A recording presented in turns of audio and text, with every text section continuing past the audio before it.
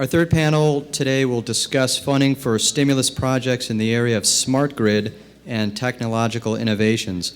And again, having another terrific moderator that we're lucky to have lead the panel is Cathie France, who's the Director of Government Relations for Virginia Natural Gas.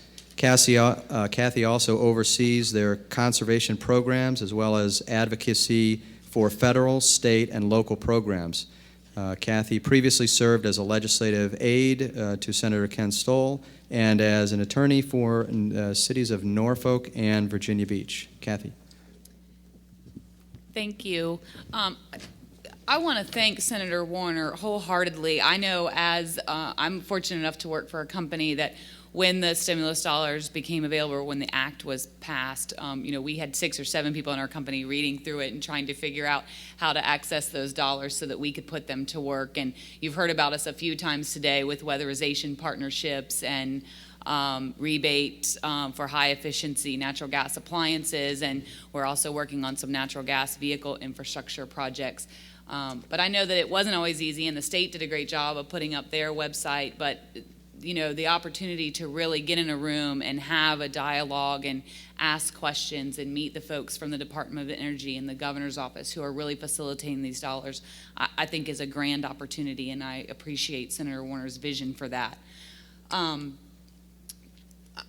I think I have the best panel because we now get to really hear about what are the innovative ideas and renewable energies that are on the horizon, what is smart grid and how it work, and how do we put the dollars to work for that. There are grants for modernization and technology updates, loan guarantee programs for renewable energy and transmission that you'll hear about, advanced battery manufacturing grants, tax credits, lots of different opportunities. And so with no further ado, we've got a great panel to help us do that, starting with Skila Harris from the Department of Energy. Skila is an economic recovery advisor in the Secretary's office at the U.S. Department of Energy, following a 9-year term as director of the Tennessee Valley Authority. Her prior energy-related experience includes serving as executive director of the Secretary of Energy's advisory board under President Clinton, as a special assistant to the Department of Energy's Assistant Secretary for Resource Applications under President Carter, and as special assistant to Vice President Gore and Chief of Staff for his wife, Tipper Gore. Next to Skila, we have David Hudgins from the Old Dominion Electric Cooperative in Glen Allen. He serves as their Director of Member and External Relations.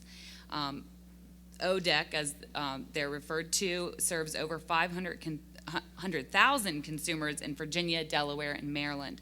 Prior to joining ODEC in 1996, David served as the Director of Economic Development for Spotsylvania County, Virginia from 1991 to 1996, and he began his career manufacturing with DuPont, where he served in various positions.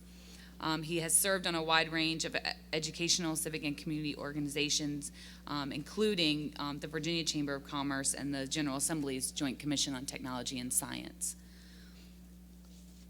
Over here to my left, we start with John Aker of Aker Wade. He's president, CTO, and founding principal of Aker Wade Power Technologies. His professional experience began at Teledyne, where he designed military avionics that are currently installed on F-14, F-15, and F-16 fighter jets. Subsequently, he held leadership positions at Northrop Grumman Sperry Marine, where he developed advanced control electronics for military and commercial applications. He also worked previously at Cableform, where he developed microprocessor-controlled IGBT and MOS FET drive systems for rail locomotives, mining equipment, and electric vehicles. Next to John is Mary Doswell from Dominion. She is the Senior Vice President of Alternative Energy Solutions at Dominion. She previously served as their Vice President of Regulation and Integrated Planning and President and CEO of Dominion Resources Services. She joined Dominion Virginia Power subsidiary as an economist and holds a BA in physics from Mount Holyoke College, a master's in materials engineering from MIT. And finally, we have Rear Admiral Christopher Mossy with the Naval Facilities Engineering Command. He has been with them, assumed command there just over 2 years ago. His previous assignment was as commander of the Naval Facilities Engineering Command in the Pacific.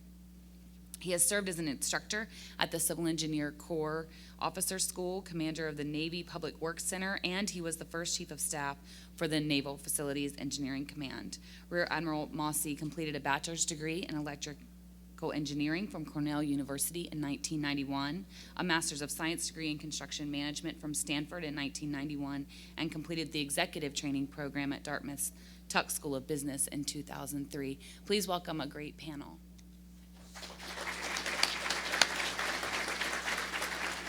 And we'll start with Skila from the Department of Energy. Welcome. Thank you very much.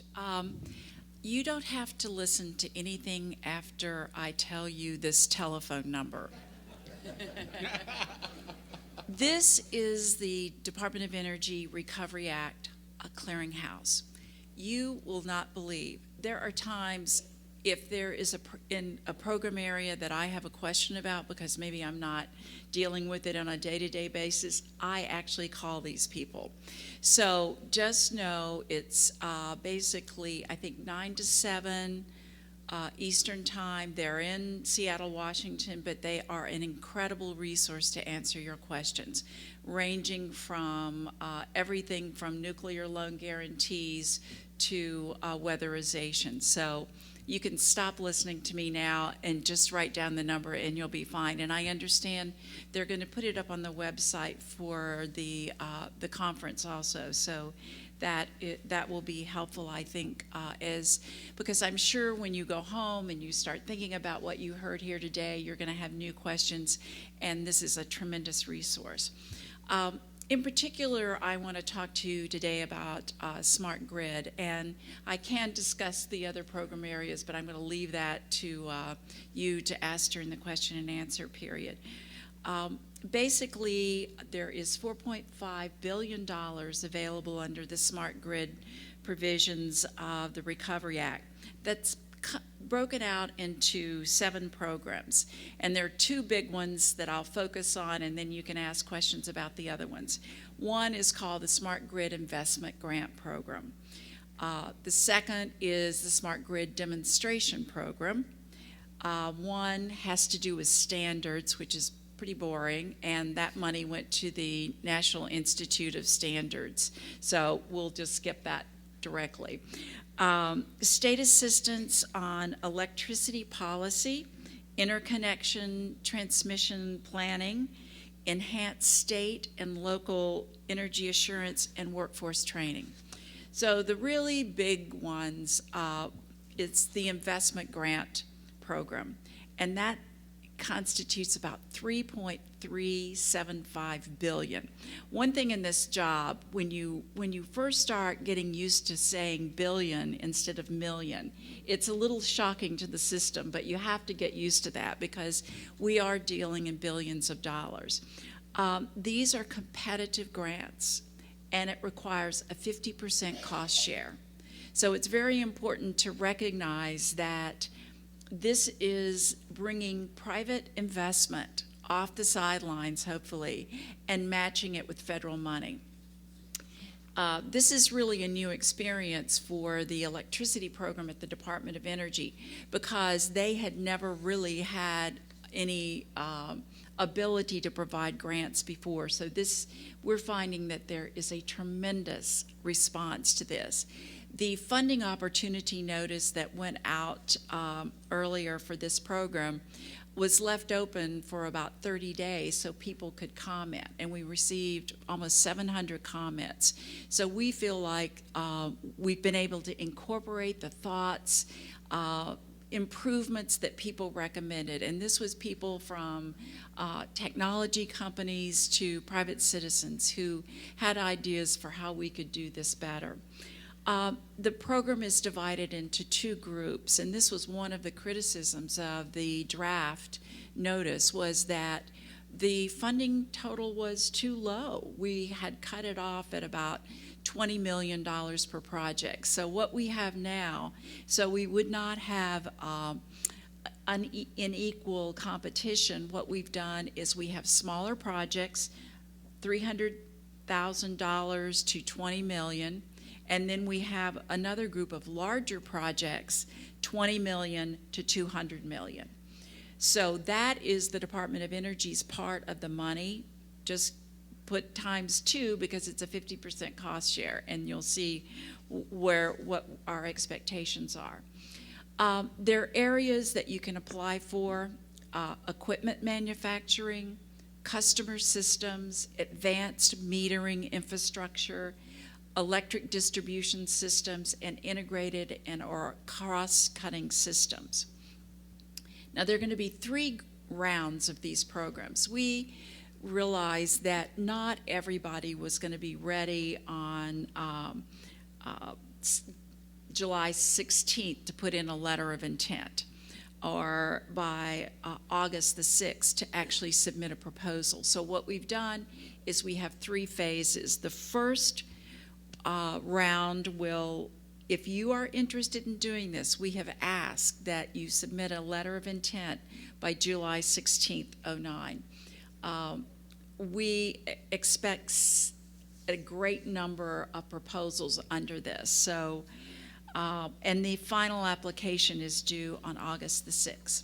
Now, the next large pot of money are the smart grid demonstration programs.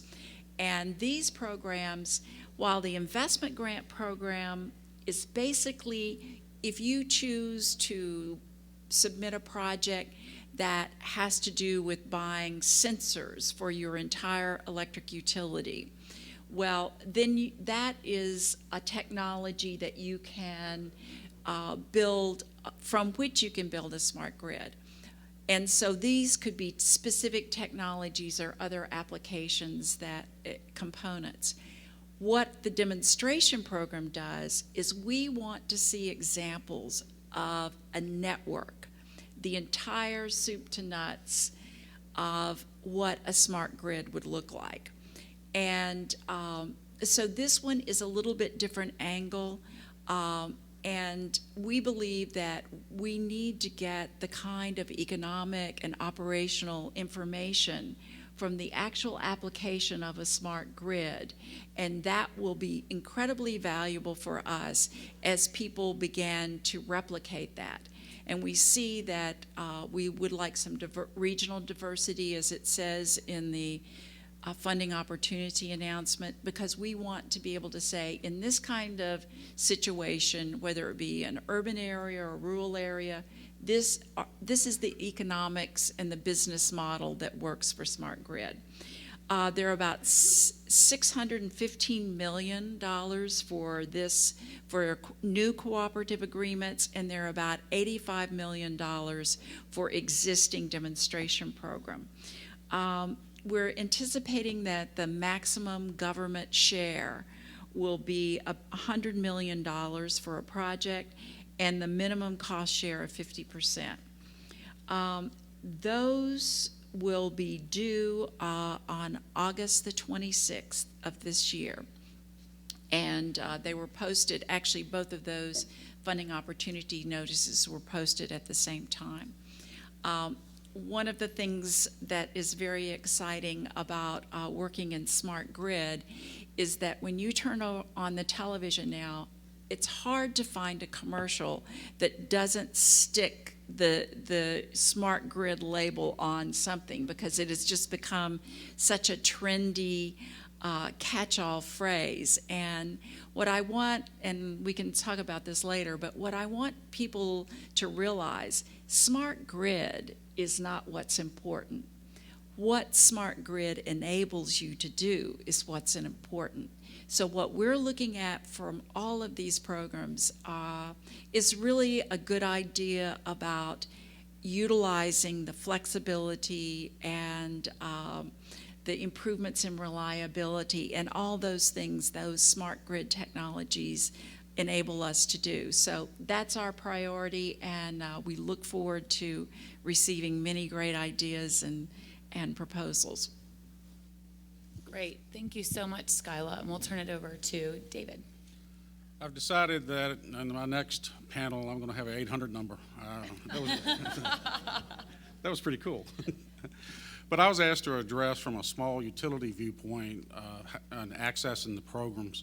But one of our experiences from our local co-ops when we was trying to access the program, for about about $100,000, $150,000, really realized that in order to access that program, we was going to have to hire a consultant because there was a multi 30 to 40 page application under a lot of time pressure. And being a not-for-profit entity, it was another hat thrown into the ring. And so we needed help. That consultant looked at it and said, it's about a 50-hour application. So at X number, tens of thousands of dollars. Also, we had to dedicate a person to that application from the G&T, that's us, and also for the distribution cooperative who wanted to apply for the grant. So by the time that we added up the infrastructure to support this low threshold grant, which is the same threshold that goes for a $20 million grant. So, it got to the point that we'd be much better off by just doing it ourselves versus accessing the program.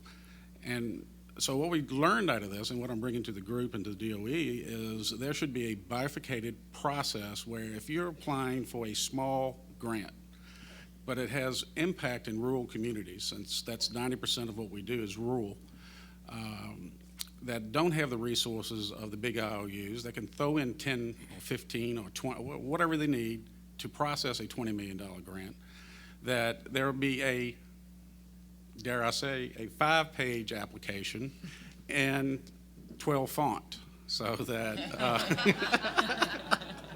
because some of the stuff we looked at, margins. big margins. There was on a size 8 font, and you needed almost a magnifying glass to get through all the instructions. And back to the geographic dispersure, in rural areas and across the country, that we're resource challenged when you get into these rural areas. And, by the time we talked to the local co-op, the distribution co-op, and they just simply threw their hands, said, look, we can't dedicate the time because we're doing these other things, storm restoration. They had some big thunderstorms, and they said, look, we're just going to pass and we'll figure out another way to do it. So from our perspective, from the actual user perspective, trying to access the programs, that, and I know all the fraud that's occurred in the federal government and all that stuff and abuse. I don't know what the threshold is. Is it 300,000, 350, 400,000 that you have that abbreviated? So how bad could you get hurt? If you're going to somebody scams $400,000, but it's got to be different from applying for a $20 million grant. Where you want all those safeguards and you want all those guarantees and you want all the bells and whistles on a huge major grant. But our co-ops want to access it. They want to be part of and bring that smart grid technology down into these rural areas. But the application process truly has to be, I hate to use the term, user-friendly. Yeah. No, I understand. User-friendly, where you encourage anticipation, and that participation, literally will extend to the guy that also, does 5 other jobs. So, was that my 2 minutes? But anyway, seeing the time, there's got to be a differentiation, I guess, between small grants and $100 million grants is all I'm saying. All right? Yeah, got it. Thank you. Thank you for that feedback, David. Others may have felt that, and so again, I think it's great that Senator Warner has given us the opportunity to have the type of dialogue that we're seeing today. I'm going to turn it over now to John Aker with Aker Wade, and this is my the innovative and technological group, so he has a PowerPoint to share with you all.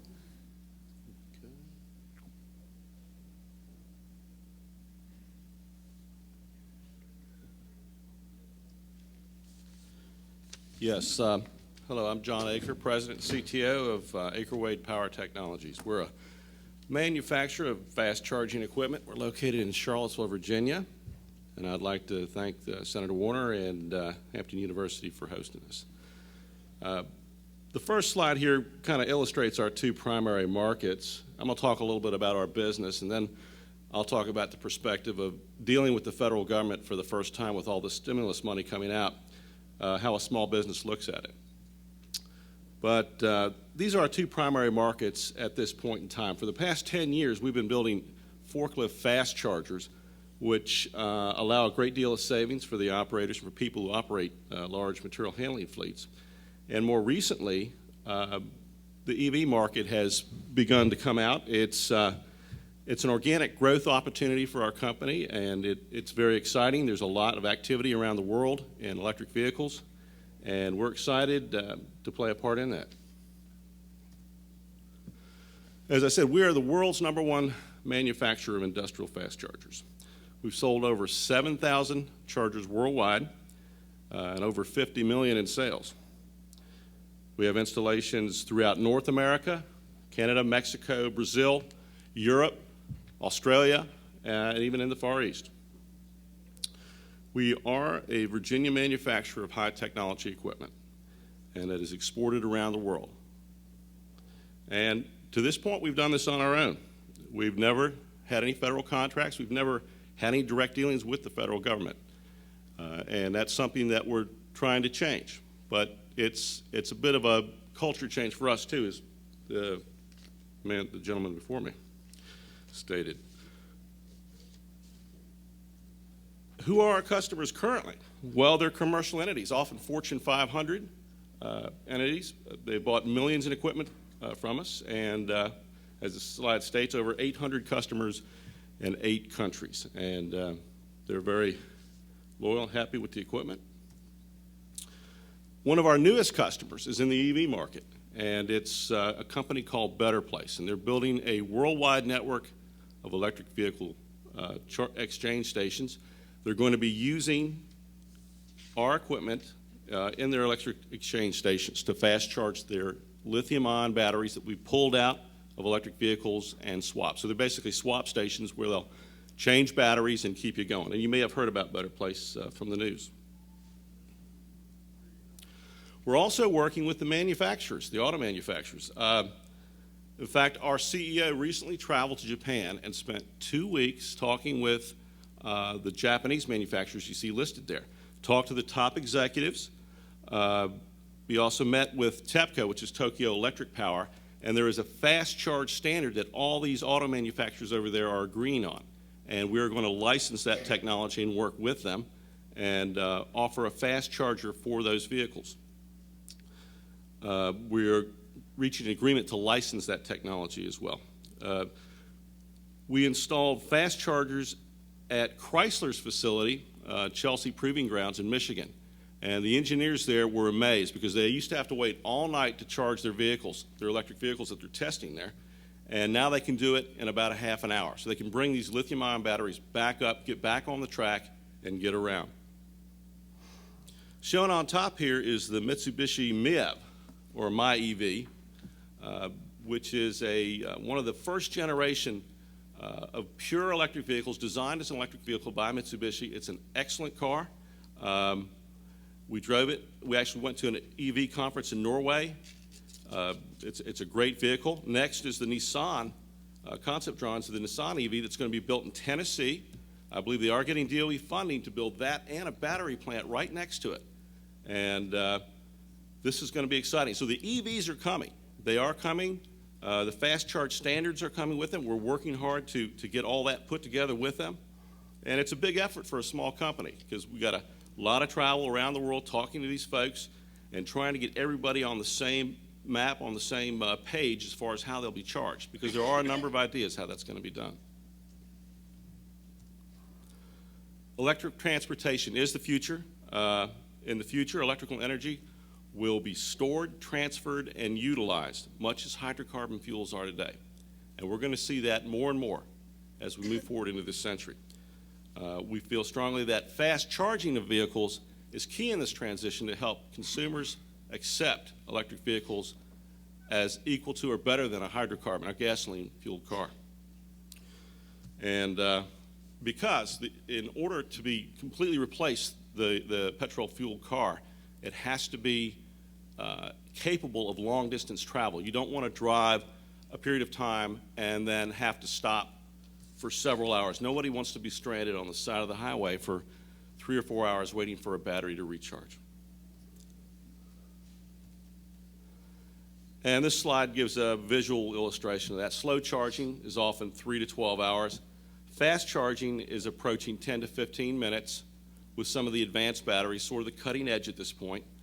Certainly a half hour is very achievable today, but with a number of technologies coming to bear, in terms of new batteries and new materials. Fast charging is becoming easier and easier to do, and we're going to be seeing more of it. And this will change everything. You'll fill up your EV just like you fill up your car. You'll pull up 10, 15 minutes, you're fully charged, and you can go on your way, another 200, 300 miles. Now, there are some challenges. Utility friends here would say, well, look, you're going to charge this, it's going to take at least 250 kilowatts per station. You get 8 chargers lined up, you got a 2 megawatt instantaneous load on the grid. And this could conceivably create some peak loading issues. But there are technologies out there that can address this, and there's smart ways to do it. There's energy storage research that's been going on, and energy storage has been mentioned here already as a very important part of integrating alternative fuels and alternative energy into the grid. You can store energy with even good old lead acid, lithium-ion, or some new sodium sulfur, which is AEP is using at a number of sites to demonstrate, and they've had very excellent results with it. So there are technologies coming to bear that can be used. And of course, store renewable energy whenever possible for use in transportation. So you generate these renewable energies perhaps at night with the wind often, and go ahead and store that energy for daytime use and avoid that peak load on the grid. So you can store it locally, use it during the day. So it's the best of both worlds. You're storing the renewables for use in transportation. And of course, we have to plan infrastructure upgrades and smart grid interface with the electric utilities. They're an important part of this. They can make a great deal of money off this. And the smart grid is a very important part, knowing when to charge, when to allow discharge, when to allow the batteries to fill up, the storage batteries to fill up.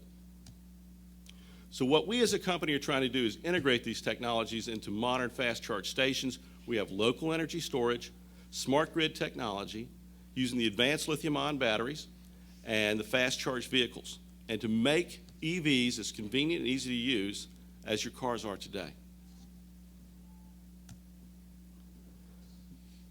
And we're looking to the future. We've got interest in this technology from Europe. We've been to a number of conferences, and here, and from the automotive companies.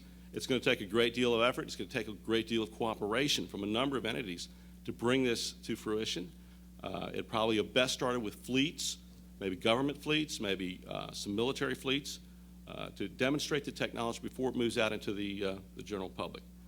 And up to this point, we have been a commercial firm, and we have not, we have not received any government funds for development. But of course, we're interested in looking at that, looking at what's coming out of the DOE. A number of the programs seem like they would address what we're doing. But up to this point, the size of some of the programs require tens of millions of dollars with 50% matching fund. Well, we're not that big. We can't do that. And another thing might be the number of applicants. I get the impression from dealing with some of the administrators is that they're just getting many thousands, if not tens of thousands of applicants from PhDs and research groups from across the country. And so there's just this din. How do you get heard above the din? How does a small company who's never dealt with the federal government and probably doesn't have the contacts within the DOE, how do you deal with it? How do you begin this process? And I'll have to agree with the gentleman here, the complexity of the application. The first thought is, I've got to hire a consultant to do this. I don't know how to fill this thing. I don't know if I'm going to cross all the T's and dot all the I's that they want to see. And going back to the many applicants, that some people are a lot more experienced than a small business in going in and trying to get government money. Some people survive on government money and are very good at this, at working the system. To us, it's a bit nebulous. We're trying to do this while we're trying to conduct a commercial business in an economic downturn. It's a tough time, and we're having to scramble.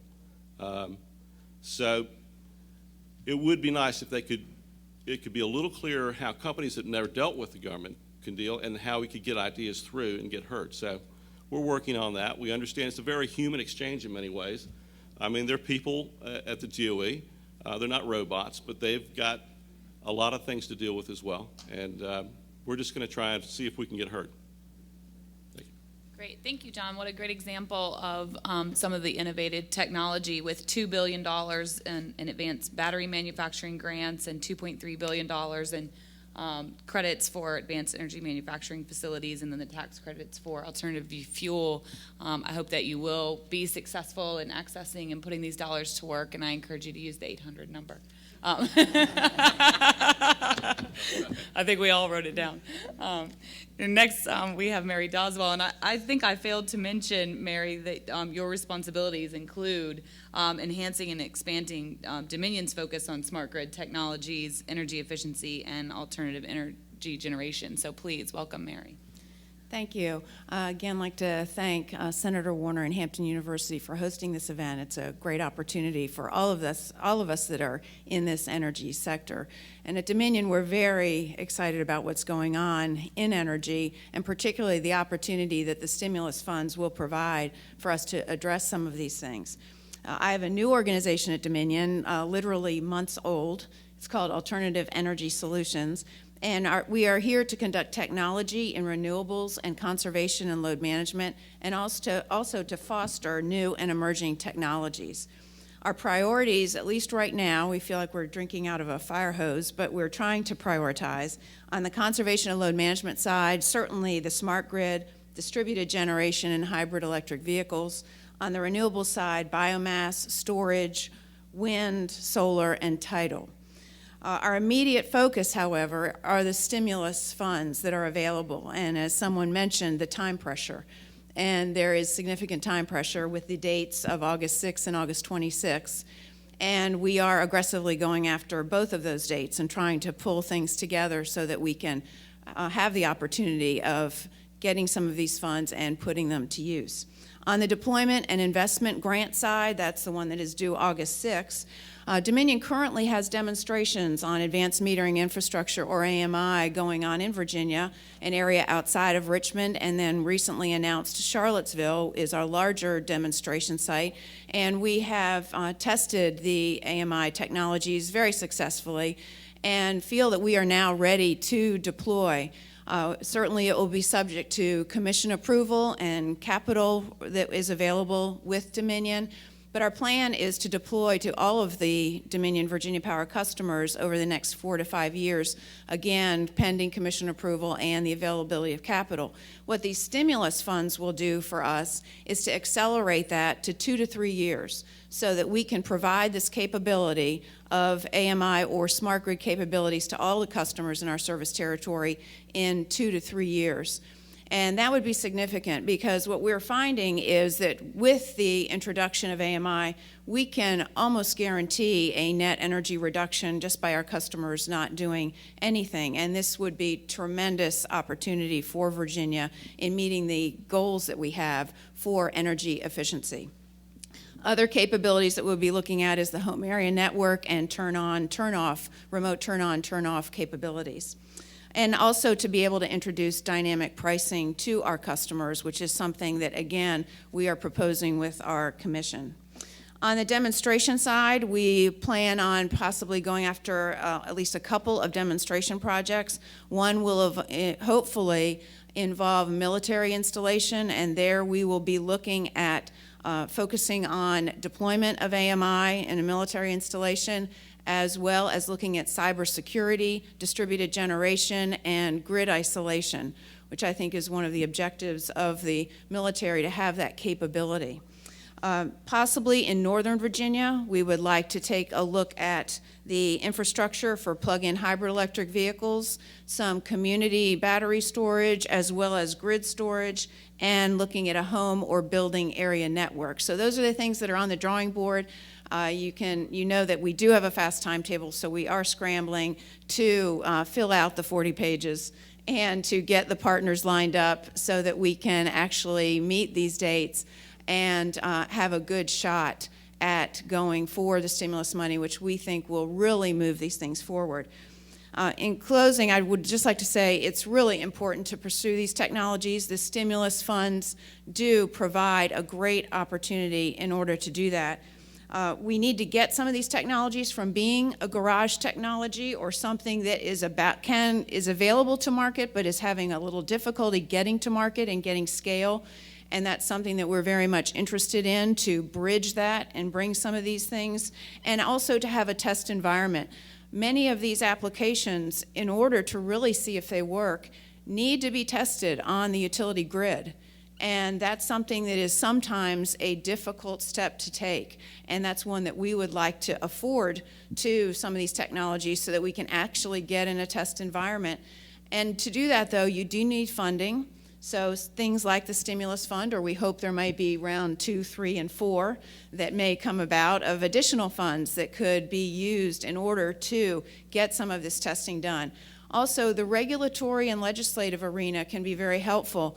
We need support from our regulators, and we are going to be asking for that support, and it's very important that they are behind us and can help us with cost recovery and make sure that we do move things along, and from a legislative perspective that we break down any barriers that may exist in order to introduce these technologies on a more global scale to customers. And then one other piece that I think is important is many times these research dollars that are available from DOE or other entities, they have a clause in there that says that groups except for utilities. And we feel that it's very important that the utilities do have access to research and development dollars, again, so we can test them in an environment, a real application. And that's something that I think we will be trying to push for, to have some research funds available that we can use in order, again, to bridge this over and get some of these technologies to the market. And I also cannot emphasize enough the partnerships. The utility can't do it alone, a small business can't do it alone, the federal government can't do it alone, and I think we all need to come together in order to develop these partnerships in order to achieve the goals. And that's something that Dominion is really trying very hard to do, to identify universities, companies, others that can come to the table, and together we can be a force in order to make some of these things happen. So thank you very much. Thank you, Mary. I think we're all really excited now and applaud your Dominion's forward thinking and your leadership in taking over the alternative energy solutions, and we'll look forward to its success. Turning it over now to Rear Admiral Mossy from the Naval Facilities Engineering Command Atlantic. Well, thank you very much, and good afternoon, everyone. Again, I'd like to echo what others have said. This is a great forum, and I want to thank Hampton University and Senator Warner for pulling this together. My goal this afternoon is just to very briefly outline for you what the Navy is doing to reduce our energy conservation, our consumption, I should say, what we're doing in energy conservation. In some interesting statistics, the Navy uses about 34% of the Department of Defense's energy, and the Department of Defense uses about 93% of the federal government's energy. So it's a fair statement to say that this is something that we're extremely focused on. So we're trying to reduce our energy consumption, embrace new technologies, increase our use of renewable energy, and also transition to sustainable facilities, which is something I'll talk about very briefly. The Chief of Naval Operations has made establishment of an overarching Navy energy strategy one of his top priorities. It's something that he's put out in his 2009 strategic objectives, and he's formed a task force energy to try and look at that. I gave you some statistics on the Navy's energy usage. About 75% of the energy the Navy uses is in the fleet environment, off the shore. 25% is in the shore. So there's a lot of things that we're looking at in the way we operate, the way we build ships, the way we train, to try and find ways that we can reduce energy usage. Because as the Senator said this morning, it's gone far beyond an issue of efficiency, of environmental stewardship. It's a national strategic issue. I'm really in the shore installation business, so what I'd like to talk about just briefly is some of the things that we're doing in that part of the Navy. We're working very hard, as I said, to increase our use of renewable resources. Our goal is to get to 7.5% of our energy coming from renewable resources right now, and by 2025 increasing that to about 25%. Earlier this morning, Secretary Poman and Senator Warner talked about smart grid. We've heard about it here. We're moving out on installation of advanced meters. We've got some funding in the Recovery Act, and we were already moving in that direction anyway, with the goal of having smart meters installed on all of our electrical utilities as well as our other utilities that we consume. Starting this year, all the new facilities that we build will be built to LEED Silver certified status, which is something that has taken a bit of an investment, but we've successfully made the case that this is something that, for the life cycle cost of our facilities, for the energy consumption, and for the quality of the people that are working in these buildings, is something that's very important. I just wanted to briefly mention a few of the ways that we contract for these things that might be of interest. For consumption, we're very heavily dependent on financed energy projects. So we heavily rely on UESCs with the local utility companies, or ESPCs, Energy Savings Performance Contracts, that we leverage through the Department of Energy using their ESCOs, Energy Service Companies. And we have, there's a number of those that are listed on the DOE's homepage, and they're good subcontracting opportunities, I think. If you've got an emerging technology that you think has a good use in the Navy shore establishment, there's an organization called the Navy Facilities Engineering Service Center in Port Hueneme, California. And if you just Google Naval Facilities Engineering Service Center, it will pop up. I won't try and spell Hueneme. It's an Indian word. But they go out and look for technologies that are underutilized in the Navy that have immediate application. And so they have a technology evaluation program. And it's a good source to get a new way to do something into the way we operate in the Navy shore establishment. Just touch on renewable energy real quick. The Recovery Act provided $107 million Navy-wide for renewable projects. $53 million of that is going to be invested in the Virginia area alone, so almost half of the total Navy allocation. Most of that money is going towards photovoltaic and solar systems. And just within the past 2 weeks, the end of June, we awarded a $29 million contract to ACC, which is a company located in Norfolk, 500 East Main Street in Norfolk. And so I'm sure that they'll be ramping up quickly and looking for a number of subcontractors to help them execute the photovoltaic installation process. Another tool that we're looking at using is through what we're calling enhanced use leasing, which is where we take underutilized but not excess land that the Navy might have and look to create some type of a lease. We've used this to establish wind turbines or photovoltaic cell farms, and we're looking at having an industry forum sometime this fall to look at opportunities.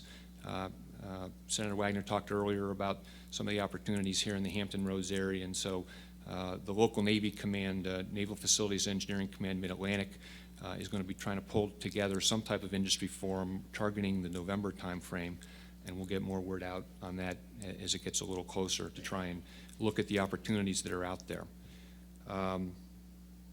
Meters, also again, I mentioned that 2012 is when we hope to have advanced meters on all our electrical systems, and 2016 for the other types of utilities that we consume. A good website also to have, if you're not already aware of, is FedBizOps, www.fedbizopps.gov, and it lists all the upcoming solicitations that we put out where we're looking for proposals. So again, I'd like to thank the Hampton University and the Senator. Thank you all also for your strong support of the Navy, both here in Hampton Roads and throughout Virginia.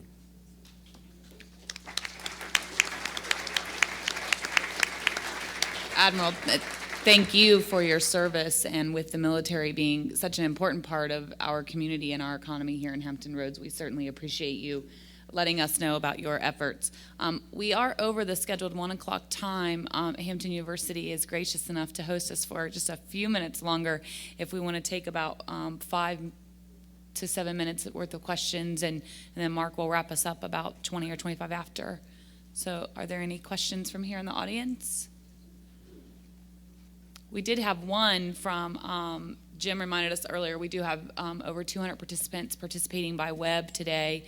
There was one question from someone submitted online, and it's for Skila.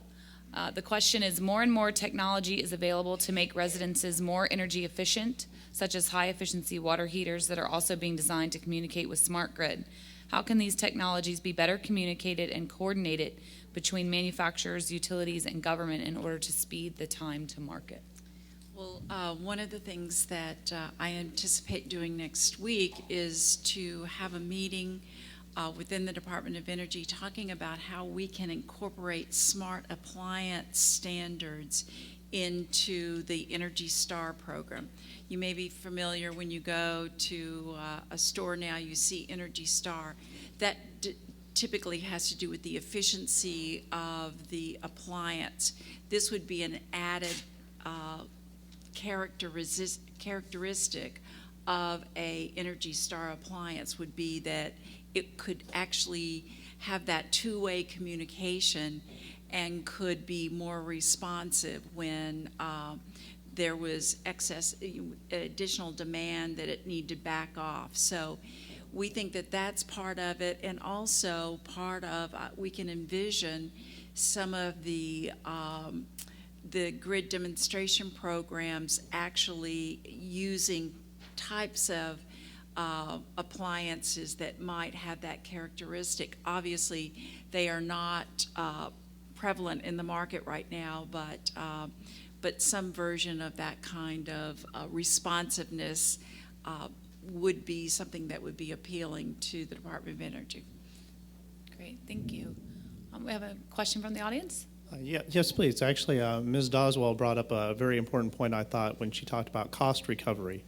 And I was curious if somebody could speak to, I mean, there's many different factors, I think, that have been holding back innovation in the utility generation arena, and I think it comes down to, for instance, the fuel surcharge that incentivizes the use of continuing to use existing fuel sources rather than moving to alternative sources that might eventually become cheaper with time. Is there some legislative or regulatory innovation that's needed to help kind of move the ball a little bit to move the playing field, I guess, into other arenas? Well, certainly, and we did have some legislation in this last General Assembly that I feel was very positive, and that was geared towards the conservation load management or demand side programs. And that would allow us to, we have capital components, but a lot of demand side programs have a lot of O&M expenses. And typically utilities do not earn a return on the O&M expense component. But the legislation did allow us to earn on actually add a margin to our O&M to account for what would be a return. And so that's very positive. Now, of course, it hasn't come out yet because we haven't filed yet for approval, but I think it has been announced that we intend to file very soon a portfolio of demand-side programs that will incorporate that legislation. So that's very encouraging that they're recognizing that if demand side is to compete with supply side, then you need to get it on an equal playing field, which means for a utility to want to do it and for it to be equal with our consumers, then we have to treat the costs a little differently. There are many other things that could be done that would be helpful, and I think as we move along this continuum, we will see those opportunities and try to work with the legislature and work with our commissions to get over these hurdles. And I agree, there are barriers there. A technology can be very viable, and one of the charges of my organization is to find out what's holding it back. And in many cases, it might be regulatory treatment or a state law, or federal law for that matter. And so we need to try to take steps to work on those. Let me just add one thing to what Mary said. There is money for the states through the Smart Grid program that will actually help the public service commissions, Right. public utility commissions, get the kinds of technical expertise That's to right. evaluate these kinds of requests from the utilities to be able to determine what the impacts would be. So Right. that's one way that I think that the funding is being used to spread across the states to get that done. Let me add from the kind of cooperative viewpoint. We was in the legislature last year, and we've had a bill passed that aligns the consumer, our member owner, with the distribution cooperative. So now none of our costs are in our energy portion of the bill. We're pulling all the cost out. It's going to be a discrete part of the bill, you know exactly. And so the local distribution cooperative, it's strictly a pass-through. So our interests are aligned on the distribution level that we don't get rewarded, if you will, for selling more electricity. And I think that's very important. So when we use these conservation and demand-side programs, and when you reduce energy, it does not affect the co-op as far as covering its poles, lines, and wages. So again, as Murray said, it's a continuum of how we're going to operate in this new environment. I'm going to take one final question from the gentleman at the back. Microphone has been patiently waiting, and then I'll Okay, turn it yes. back over to Mark. My name is Hank Lewis, and Ms. Boswell mentioned advanced metering infrastructure. She referred to cybersecurity and grid isolation. I was wondering also for the Navy, would you also be looking at cybersecurity as well with regards to SCADA systems? Yes, absolutely. You know, the security of our networks is something that is very much being focused on not only by the Navy but throughout DoD. Just to give everyone a sense of how focused the Navy is on that, I travel around a lot and give presentations. I was on a plane flight. When I took off, I had my presentation on the thumb drive. When I landed, found out that the Navy had implemented a policy, a DoD, I think actually, that prohibited the use of thumb drives because of the security threat. And so we don't use thumb drives anymore, which makes presentations a challenge. So the Navy is very focused. We're working through, have established a number of protocols, but the security of our networks is, I guess I could just summarize by saying it's of paramount importance. Our utility systems are dependent on those networks, and we're very, very focused on how secure they are because it goes to our ability to operate and train. Can I add one thing to that? It's very important in these, the funding announcement that came out, they actually stepped it up in the final notice, the importance of cybersecurity. And all of the investment grant proposals, 20% of the rating will be based on how you address cybersecurity. But there also is a comment in there that says that if you don't even adequately address it, your proposal will not even be considered. And then if you have addressed it, it's worth 20% of the score. So very, very important aspect to DOE, and rightly so, for us as we're putting in these smart grid installations for us to be focusing on cybersecurity and the NIST standards and participation in that. I know Dominion has been involved from the start, but that also has to dovetail into all of these proposals and how you'll address it. Well, thank you very much, those of you who were able to stay. I think it was definitely worth it to stay and listen to this last panel, the new innovation, technology, and leadership and vision that's going on by the various entities. And so thank you very much.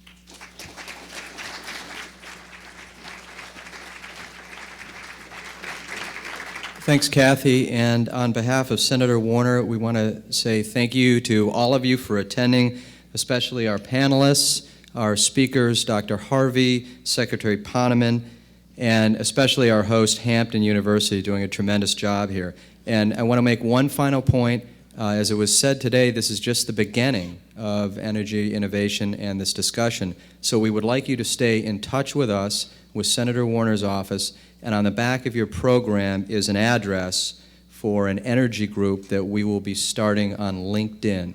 And anyone who signed up today will also get an email from our office inviting you to join that LinkedIn group so we can continue to network and continue this discussion about how to improve energy efficiency and innovation in Virginia. Thanks.